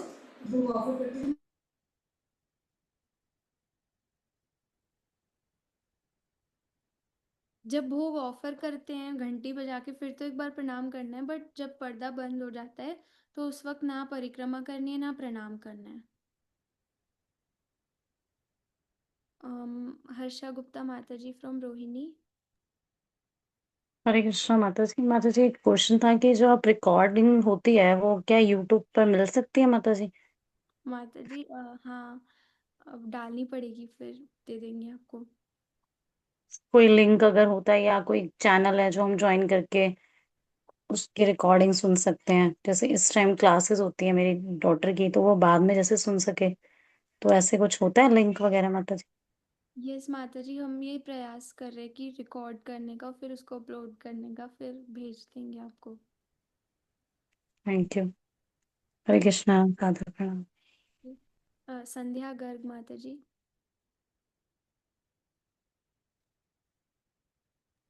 May I please? Yes, okay. Mata ji, आपने बोला था कि जब ऑल्टर बंद होता है तो भगवान स्नान कर रहे होते हैं, is that correct what I heard, या मैंने कुछ गलत सुना? भगवान के स्नान से रिलेटेड कुछ पॉइंट था क्या आज? हाँ, मतलब भगवान को ऑल्टर जब जब भी बंद होता है, कब बंद होता है? जब कभी भगवान शयन कर रहे होते हैं, वो स्नान कर रहे होते हैं या भोग पा रहे होते हैं। तो अच्छा, इन टाइम्स में जैसे जब भी ऑल्टर के दर्शन बंद हो ना, तो उस टाइम पे वी शुडंट ऑफर प्रणाम्स। या ठीक है, thank you. Thank you so much. Sandhya Garg Mata ji, आपकी आवाज नहीं आ रही। हरे कृष्णा माता जी। कृष्णा। माता जी मेरे को ये पूछना था, जैसे मंदिर में आरती हो रही होती है तो क्या हमें तब भी प्रणाम नहीं करना चाहिए? आरती के वक्त तो कर सकते हैं। कर सकते हैं। हम्म। ठीक, धन्यवाद माता जी। बहुत अच्छा लगा माता जी, आपका बड़े अच्छे से आप हमें समझा रहे हैं और हमें बहुत अच्छे से, मतलब अच्छा लग रहा है कि समझ में भी आ रहा है हर चीज। तो आप अपनी ना क्लासेस रेगुलर रखिएगा माता जी। नहीं माता जी, हरे जैसे कृष्णा माता जी, सादर प्रणाम। माता जी आप आशीर्वाद दीजिए कि मैं अच्छे से कुछ भी जो बोलूँ ठीक बोलूँ। वृंदा दीदी। गोपी, 2 क्वेश्चन और हैं, हम यहाँ डिस्कस करे जा रहे हैं और क्वेश्चन आए जा रहे हैं। एक था कि अगर सामने से कोई गुरुजन पास बाय होते हैं, वॉक करते हैं, तो क्या हमें उनको प्रणाम तब नहीं करना चाहिए देखकर कि हमने देखा कोई गुरु या कोई सीनियर डिवोटी है? अब जो बुक मैंने पढ़ी वैष्णव एटिकेट की, उसमें ये लिखा था कि whenever we have darshans of a senior Vaishnava, we should offer pranams to them, and whenever they see us, then also we should offer pranams to them. But there are some exceptional situations which were mentioned, and those situations were कि जब वो स्नान कर रहे हो, प्रसाद पा रहे हो या कोई सेवा कर रहे हो। बट आई थिंक, अगर मेरे को पता नहीं इफ इट्स राइट और नॉट, कि वो ये मेंशन नहीं था कि अगर कोई वॉक कर रहा है तो तभी भी प्रणाम नहीं करना, तो हम कर सकते हैं उस वक्त। Okay, and second question. हाँ, इन फ्रंट ऑफ ऑल्टर गुरु को प्रणाम और वैष्णवों को प्रणाम। ओनली गुरु, ओनली। हाँ, गुरु को प्रणाम करना इन फ्रंट ऑफ ऑल्टर। ये मैंने भी एक सीनियर डिवोटी से पूछा था, तो वो कह रहे थे कि वैष्णव एटिकेट में तो मना करा जाता है कि भगवान, बट हमें ये देखना चाहिए, वो ये कह रहे थे कि भगवान भी तो तभी प्रसन्न होते हैं जब हम उनके भक्तों का आदर करते हैं। तो अगर हम इस मूड से भगवान को प्रणाम करते हैं तो अच्छा है। बट इसमें काफ़ी कॉम्प्लिकेशंस हैं। भगवान तब प्रसन्न होते हैं जब हम उनके भक्तों का आदर करते हैं। तो भगवान की प्रसन्नता के लिए हम भक्तों को भगवान के सामने प्रणाम कर लें। लेकिन अगर हम भगवान के सामने भक्तों को प्रणाम करें तो भक्त इससे थोड़ा प्रसन्न नहीं होते। तो फिर अब हमें देखना है कि हम किसे प्रसन्न करना चाहते हैं। हम भगवान को प्रसन्न करना चाहते हैं कि हम भक्तों को प्रसन्न करना चाहते हैं, उस हिसाब से हम कर सकते हैं। हाँ जी, thank you so much. Thank you. Shaloni Mata ji. Yes, Mazuri, thank you so much for your wonderful lecture and everything. I wanted to मतलब दो चीज पूछना रहते। एक तो अभी वृंदा माता जी ने जो बोला उसमें ऐड करना चाहूंगी, लाइक एक जब कोई सीनियर डिवोटी इन अ हरी होता है, मतलब ही इज हेडिंग टुवर्ड मतलब हिज गोल और समथिंग लाइक दैट। जैसे कि आज का एग्जांपल लूंगी। आज एक सीनियर डिवोटी ने मुझे मना करा कि मतलब जैसे कि हिज ग्रेस अमोघ लीला प्रभु जी आज मतलब अनाउंसमेंट के लिए जा रहे थे, एंड उन्होंने मेरे को देखा। मैंने दूर से प्रणाम कर लिया था, पर उन्होंने मेरे को देखा, तो एज आई हर्ड फ्रॉम महाराज कि हमें 3 बार प्रणाम करना चाहिए। एक दूर से, एक जब हम वो हमें देखते हैं, और एक बार जब वो हमें नहीं देख रहे थे, जब वो चले जाते हैं। लेकिन जब उन्होंने देखा तो मैंने उनके सामने प्रणाम कर दिया, तो ही हैड टू स्टॉप। तो हमें तब नहीं करना चाहिए क्योंकि वो एक हरिण है। और मेरा एक और प्रश्न था कि जब गुरु व्यास आसन में बैठे होते हैं, तो हम प्रभुपाद और डिवोटीज को प्रणाम करते हैं। लेकिन वही मतलब इट्स रिलेटेड टू हमें तब शायद भगवान को प्रणाम करना चाहिए या नहीं करना चाहिए। माता जी, आई डेंट गेट योर क्वेश्चन। गुरु व्यासासन पे बैठे होते पे हैं। बैठे हुए हैं। हाँ। हाँ, यस राइट। जब गुरु व्यासासन पे बैठे होते हैं, क्या हमें भगवान को प्रणाम करना चाहिए? गुरु व्यास आसन पे बैठे होते हैं। जैसे क्लास में हमने बहुत बार देखा है कि जैसे दर्शन खुलते हैं क्लास के बीच में, तो सब भक्त भगवान को प्रणाम करते हैं, तो हम कर सकते हैं, वो तो करना चाहिए। Okay, thank you so much Madhuri, very question. Thank you Mata ji. Okay. वृंदा दीदी, और तो कुछ नहीं पूछना ना आपको, फिर हंस रहे हो। नहीं नहीं, बस आपने बहुत सुंदर से सब आंसर दिए। Thank you so much for the wonderful class. Yes Riya Mata ji. हरे कृष्णा माता जी, सादर प्रणाम। थैंक यू सो मच माता जी, बहुत सुंदर आपने समझाया और इतना सुंदर सुंदर एग्जाम्पल्स देके। और मेरे को एक क्वेश्चन पूछना था, जैसे मुझे शायद आपने बताया भी लेकिन मैं सुन नहीं पाई, आवाज़ बहुत कम हो गई थी उस समय। कि जैसे जब मंदिर में जाते हैं तो मैंने इसे सुना है कि शिला प्रभुपाद जी को पहले प्रणाम करते हैं। तो जैसे भगवान जी भी रहते हैं तो किस प्रकार से करना चाहिए, एक बारी आप फिर से बता देंगे क्या? हाँ जी माता जी, मंदिर में जाते ही सबसे पहले हमें सभी भक्तों को प्रणाम करना चाहिए। मतलब जैसे ही हम मंदिर टेम्पल एंटर करते हैं तो वहीं पे जहाँ मतलब थोड़ा जो स्पेस हो तो वहीं पे हमें सब भक्तों को प्रणाम करना चाहिए। फिर हमें आगे जाके चलना, प्रभुपाद के पास जाना चाहिए, प्रभुपाद जी को प्रणाम करना चाहिए और फिर भगवान को प्रणाम करना चाहिए। तो अब क्या, बहुत टेम्पल्स में ऐसा भी होता है कि बहुत सारे ऑल्टर्स होते हैं। जैसे फॉर एग्जांपल वृंदावन में हमारे पास गौर निताई भी हैं, कृष्ण बलराम भी है, राधा श्याम सुंदर भी हैं। तो श्रीला प्रभुपाद कैसे करते थे, उन्होंने हमें ऐसे सिखाया कि पहले वैष्णवों को प्रणाम किया, फिर प्रभुपाद जी, मतलब उस टाइम तो प्रभुपाद जी थे, उनकी अपनी मूर्ति तो थी नहीं, बट हमें ऐसा करना चाहिए कि पहले वैष्णवों को प्रणाम, फिर प्रभुपाद जी को, फिर उसके बाद गौर निताई को, फिर कृष्ण बलराम को, फिर राधा श्याम सुंदर को। तो मतलब लेफ्ट से लेके राइट, जो जो सारे डीटीज, जैसे भी जो जिस भी टेम्पल में जो भी डीटीज हैं उसमें लेफ्ट से लेकर राइट ऑर्डर में चलना है। तो फॉर एग्जाम्पल हम मायापुर टेम्पल में जाएं तो हमें पहले वैष्णवों को प्रणाम, प्रभुपाद जी को प्रणाम, फिर पंचतत्व को प्रणाम, फिर फिर नरसिंह देव को प्रणाम, फिर राधा माधव को प्रणाम।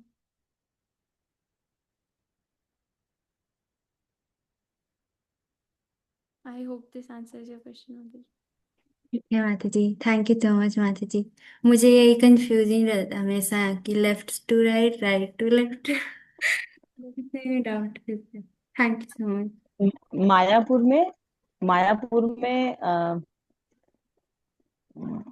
में पहले नरसिंह भगवान की होती है श्रृंगार आरती, उसके बाद पंचतत्व की श्रृंगार आरती होती है, उसके बाद अष्टसखी राधा माधव की होती है ना? माता जी क्या कह रहे हो? मायापुर में पहले? मायापुर में पहले नरसिंह भगवान की होती है ना श्रृंगार आरती। हाँ माता जी हाँ। हाँ, और उसके बाद पहले नरसिंह भगवान की श्रृंगार आरती, उसके बाद पंचतत्व की श्रृंगार आरती, फिर अष्टसखी राधा माधव की श्रृंगार आरती है ना? हम्म, माता जी मेरे को ऑर्डर नहीं पता इसका। हाँ, तो मुझे लगता है कि प्रणाम भी इसी तरीके से करना चाहिए हमें, कि पहले नरसिंह भगवान। हरे कृष्ण। हम्म, ठीक है, ठीक है माता जी, हाँ मुझे जी। ऐसा लगता है, आई डोंट कंफर्म नहीं है मेरा, गलत भी हो सकता है, कि पहले नरसिंह भगवान को, फिर पंचतत्व को, और फिर राधा। हाँ जी माता जी, मायापुर का थोड़ा कंफ्यूजिंग है कि उसमें लेफ्ट राइट कहाँ जाए पता ही नहीं, हर जगह ही भगवान है तो हाँ, ये मैं माता जी पूछूंगी महाराज जी से और आपको बताऊंगी। हाँ जी, थैंक यू सो मच माता जी। भवतारिणी माता जी। माता जी मुझे नहीं पता कि मैंने ये पढ़ा था, बट मैंने देखा तो है ही, मतलब मेरे को नहीं पता बुक में स्पेसिफिकली लिखा है नहीं लिखा, तो I want to confirm if that's there also और नॉट। कि जब हम जाते हैं so we knock on the door, और उसके बाद हम गरुड़ देव को प्रणाम करते हैं। So is that correct? Yes yes Mata ji, yes. Jin temples में गरुड़ जी हैं वहाँ पे गरुड़ जी को प्रणाम कर सकते हैं, जिनमें नहीं है वहाँ पे फिर वैष्णव प्रणाम। हम्म, ठीक है। क्योंकि गरुड़ जी तो बाहर होते हैं ना गेट के हमेशा, तो हमारे यहाँ तो अंदर ही है, टेम्पल हॉल के अंदर ही है। अच्छा। तो हम तो नॉक करते हैं, मतलब पहले जय विजय को प्रणाम करते हैं, वांछा कल्प शायद, उसके बाद फिर knock on the door and then directly Vaishnav and then the Garud Dev. ऐसा है हमारे यहाँ। Okay Mata ji. Yes, last question Neelam Mata ji. हरे कृष्णा माता जी, सादर प्रणाम। माता जी मैं ये पूछना चाहती थी कि जब हम मंदिर में एंटर करते हैं और हम चैंटिंग कर रहे हो तो जैसा आपने बताया तब हम प्रणाम, मतलब पोजीशन गलत हो जाती है जब हम लेटते हैं, तो क्या हमें फिर चैंटिंग फिनिश करके फिर प्रणाम ऊपर करना चाहिए? तो मैं ये जानना चाहती थी क्योंकि हाथ में जब अगर राउंड चल रहा हो तो फिर उसको कंप्लीट करके तब हमें प्रणाम ऑफर करना चाहिए। माता जी, जैसे आप ये क्वेश्चन पूछ रहे हो ना, तो फॉर प्रणाम तो एग्जैक्टली नहीं पता मेरे को, बट आरती लेते वक्त ये कौन सी क्लास है मम्मी? हाँ जी, नहीं आरती माता जी, नहीं मेरी डॉटर बोल रही थी बीच में। मतलब महाराज जी ऐसे बताते हैं कि कभी भी हमारे पास भगवान का कोई भी प्रसाद आता है, आरती आती है, तो उस वक्त अगर हम चांटिंग कर रहे हो तो हमें ऐसे नहीं करना चाहिए कि राइट हैंड से हम चांटिंग कर रहे हैं, लेफ्ट हैंड से आरती ले लें, और ऐसे भी नहीं कि चांटिंग करते करते ही हम आरती ले लें। हमें उस माला को उसी वक्त रोकना चाहिए, छोड़ना चाहिए, और प्रसाद और जो भगवान की आरती है उसे उसी सेकंड ग्रहण करना चाहिए। So we should not wait, क्योंकि ये प्रसाद और ये सब ये हमारी वेट थोड़ी करेंगे। तो अब भगवान के डीटीज हैं और भगवान का नाम है, तो दोनों ही भगवान है, तो इसमें किसको वेट कराएं कैसे करें? Maybe I am not sure Mataji about this.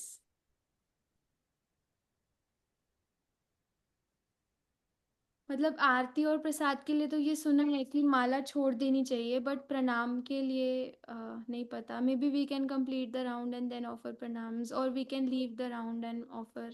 I don't know Mata ji. Yes शोलोनी Mata जी, नहीं इसको मैंने सुना था माता जी, सॉरी मैं बता दूं। नहीं, हाँ हाँ प्लीज बताओ। इसको मैंने सुना था लाइक जैसे प्रभु जी अपना चैंटिंग बैग मतलब हाथ में ऐसे जब होता है, जैसे कि हम चैंटिंग कर रहे हैं तो हाथ में ऐसे होना चाहिए ताकि जो नीचे बीट बैग है और काउंटर है वो टच ना हो भूमि पे, और उसको ऐसे लेके हमें ऐसे करना चाहिए। जैसे हम ऐसे हाथ करते हैं तो हमें चैंटिंग बैग ऐसे पकड़ के ऐसे करना चाहिए, और उसको मतलब को मतलब जैसे कि हमारे लोअर बॉडी या कहीं पे टच नहीं होना चाहिए वो। और चाहे तो मतलब सेकंड ऑप्शन जैसे आपने बताया कि चैंटिंग खत्म होने के बाद प्रणाम कर सकते हैं, ये दो ऑप्शन है तो। एक्चुअली ये वाला जो ऑप्शन है, ये अगर जैसे हम माला नहीं कर रहे और माला गले में टंगी हुई है, फिर हम प्रणाम कर रहे हैं, तो हम ऐसे उसको ऊपर उठा के ऐसे प्रणाम करें, इट्स करेक्ट। बट जब हम माला कर रहे हों और करते करते हम पकड़ के प्रणाम करें, तो हाउ प्रैक्टिकल इज दैट कि हम उसको ग्राउंड पे नहीं छुआएंगे? कैसे ध्यान रख सकते हैं? और अगर वो अपराध तो नहीं है, तो ये मेरे को पूछना पड़ेगा। अगर नहीं कर रहे और टंगी हुई तब तो ऐसे पकड़ के कर सकते हैं, बट कर रहे हैं तो उस वक्त क्या करना चाहिए? ये थोड़ा हाँ ट्रिकी क्वेश्चन है, और एक्चुअली बहुत मतलब प्रैक्टिकल क्वेश्चन भी है, क्योंकि बहुत हम लोग भक्ति में है तो माला तो हमेशा होनी चाहिए, हाथ में होती है, तो फिर प्रणाम भी करना होता है, तो क्या पहले करे क्या नहीं, तो ये जानना आवश्यक है। तो जिन भी प्रश्नों का मैं ठीक से उत्तर नहीं दे पाई उसके लिए मुझको क्षमा करना, बट मैं प्रयास करूंगी कि नेक्स्ट क्लास तक इन सब के आंसर्स महाराज जी से पूछ के ही आप तक ले आऊं, ताकि ऑथेंटिक आपको पता लगे और फिर सब जो प्रैक्टिस कर रहे हैं वो सही करें। Thank you so much, thank you so much for patiently listening for so much time. कहीं भी गलती हुई होगी तो प्लीज़ मुझे क्षमा करना। वी कैन चैंट हरे कृष्णा महामंत्र 3 times and and the class. Hare Krishna Krishna Krishna Hare Hare, Hare Hare Ram Hare Ram Ram Hare Hare, Hare Krishna Krishna Krishna Krishna Krishna Krishna Hare Hare Hare, Hare Hare Ram Ram Ram Hare Ram, Ram Hare Ram Hare Hare, Hare Hare Krishna Krishna Hare Krishna Hare, Krishna Krishna Hare Krishna Ram Hare Hare, Ram Hare Ram Ram Hare Ram Hare, Ram Hare Hare Hare Krishna Hare Hare Krishna Krishna Krishna Hare Krishna Hare, Hare Hare, Hare Hare Ram Ram Hare Ram, Ram